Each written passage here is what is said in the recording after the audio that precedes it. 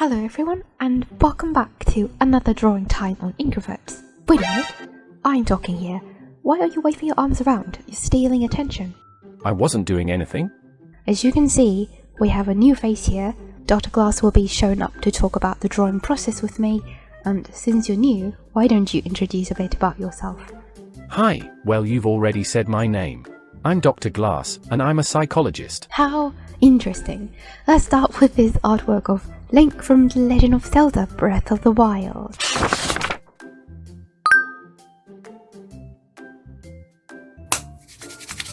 Okay, starting off, I have good news and bad news. Which one would you like to hear first? Starting off strong, aren't we? What is the bad news? The bad news is that the recording for the draft and the colour competition was lost again. So what you're seeing now is just me beginning the colouring phase, and I spent about 2 to 3 hours playing around with sketches in different colours, but now those first 3 hours are entirely skipped. You know, when I started streaming using OBS, I was given the option to show different slides that when the streaming starting, I can choose to show a simple white background with the text "Stream is starting, please wait on it," and then I forgot to change the slide. All the while I was drawing, and then I was thinking I was recording, but then when I looked back at the footage, it was 3 hours of just "Stream is starting, please wait." Let's start to talk about it. But one of my principles is that I have to tell whenever I did something wrong, so that I don't spend countless hours thinking whether I've been found out or not. And anyway, for the good news is that you're here. Gone were the days when I'm just talking to myself. Now I have someone to stare judgmentally at me while I'm talking to myself. And the topic today is Breath of the Wild. Yay! Specifically, the drawing today is Link and the YAHAHA Koroks. The Koroks get too little love from fan art. So if you look up on Pinterest, and the entirety of my Pinterest feed are just Zelda and Link, and then Sidon, and occasionally other characters, but there is no Koroks at all. So they get too little love and decided to change that, and then I think of recreating this little one scene where one of them tried to pick up the make-believe sword but fell down because supposedly at that scene the Koroks are trying to demonstrate that if Link doesn't have enough heart containers and he tried to pull out the sword, he'll die, and then the Koroks just demonstrated how you will die. Supposedly the Koroks show that what happens if you didn't have enough heart containers. So here we are given this raising the sword skyward moment for this little Korok. Speaking of, the sequel is coming out in 2022. Amazing, smashing. I've just seen a new trailer on YouTube a few days ago. By the time I was there, I realised the trailer has been uploaded for 4 weeks already. I was like, why didn't I find out sooner? So if you haven't checked it out, quickly go to Nintendo's Direct, after you watch this video of course, and then I was thinking of drawing a Breath of the Wild 2 artwork sooner or later. I say that, but most of the time I forgot. Or maybe an artwork of Age of Calamity. Oh, speaking of Age of Calamity, I spoiled myself with this entire plot and gameplay, and I still want to play it. You know, that's the power of YouTube walkthroughs. You don't put people off by showing the entire walkthrough to people. It actually makes people want to play it even more. Let's see what I'm doing here. It's mostly the colouring phase.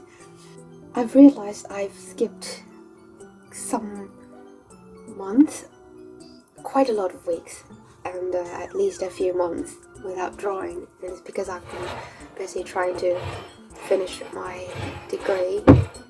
I have 1 semester left and we're trying to get a good result, and that means I have to sacrifice some drawing time.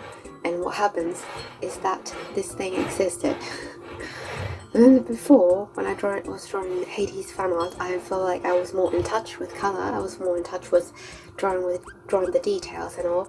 But here, the composition is much more simplistic. And is the shadow on Link's face a bit awkward? I don't know, it's a bit too greyish, right? If you look at the entirety of the picture, you know, the right side, and at least the bottom and right side are very bright, yellowish, very saturated, and I intended for the shadowy part to be bluish, maybe slightly less saturated, but at least the entirety of it would be quite colourful. But if you just look at Link's face, the hood casts shadow over his face, it looks very much less saturated, darker and more greyish than the rest of the picture. And I think, I think it's something wrong with it. Oh well, I have to face the consequences now. Here's a funny story of me playing Breath of the Wild. I don't know if you've ever faced this problem before. So if you play any old Zelda games at least, you will be given the option to save. In the middle of your playthrough, you will have, for example in Skyward Sword, you have to go to the bird statue where you have to click save and then choose the save file and then save it. You know, I think it happens in other Zelda games and other old games as well. But now, the trend in the game design is that the game saves for you. There's an auto-save option. And what happens is that in Breath of the Wild, I didn't recognize that. I thought it saves like any old Zelda game. I have to press start and save, and then choose a save file for me. Because you take a look at Breath of the Wild save files. There are multiple save files. And I thought that I can choose another save file and save another entirely different playthrough.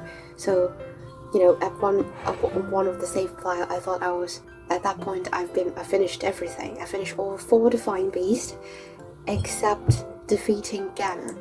One day, inspiration hit, and I thought, well, I want to play it all over again.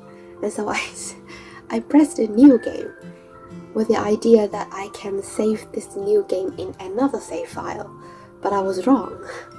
The game not only autosaves, it autosaves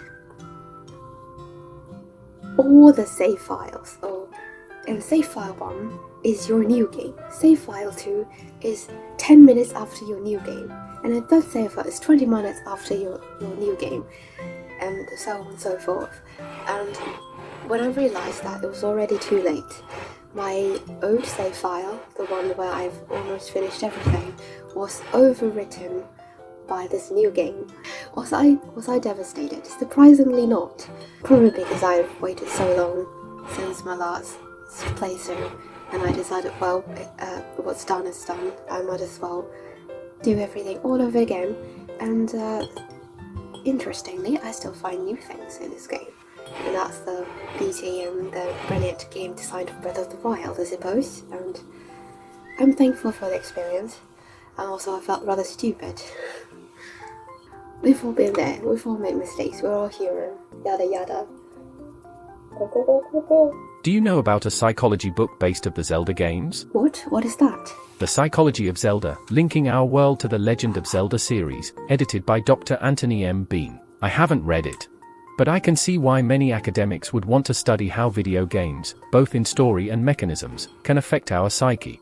In these days, where traditional media seem to portray video games as evil and violent, and then downplay the positive sides, I'm glad there are psychologists who genuinely want to understand video games instead of, like the media just going all against it, right? The book seems to also dive into the symbolism featured in the Zelda series. In the book introduction, which you can look up, it says, "How do Link's battles in Ocarina of Time against Dark Link mirror the difficulty of confronting our personal demons?" That's interesting to see. I have the impression that a lot of Japanese video games and anime would very often show this dark version of the protagonist, in Dark Link, and there, in another game I haven't played at, there's Kid Icarus, there's Pit and Dark Pit, and then, in anime, especially anime, I've seen a lot, you have this protagonist, and then you have this anti-protagonist, dark protagonist, where they just use, I thought it was a lazy character design, they simply use a opposite color to create a new character and then leave it at that. And I guess some of them contains a deeper meaning. Right. And what do you think about this, the Majora's Mask representing the 5 stages of grief? Hold up, when is the book published? In 2019. They didn't think of that idea by themselves. I don't believe it. You know, I knew about this, the 5 stages of grief, Majora's Mask, from Matt Pat at Game Theory back in 2013. And I suppose there are people who brought up this theory before him, and recognized that after he brought up this 5 stage of grief theory, I don't know if it's really because of him, I began to notice that a lot of, fiction story writing, they would use this idea of 5 stages of grief. Before, the stereotype is 7 scenes of anything, 7 scenes, 7 scenes, 7 scenes, and people thought it was cool. And now you've got another list of things, 5 stages of grief, and people started to use 5 stages of grief, 5 stages of grief for anything, they thought it's cool. It's psychology, it's a symbolism or philosophy or whatever. In 2019, people are still presenting this theory as if it is novel. I think it's just cliche at this point. But anyway, the introduction there didn't mention any study on Breath of the Wild, so that's a bummer. It must be a favorite Zelda game for a lot of people. I would like to see an analysis of Breath of the Wild from a clinical psychologist. That I would read it, hopefully. But anyway, here's the end result of our drawing, and it's a very short talk between me and Dr. Glass. If you like this video, remember to subscribe. What happens if you don't subscribe?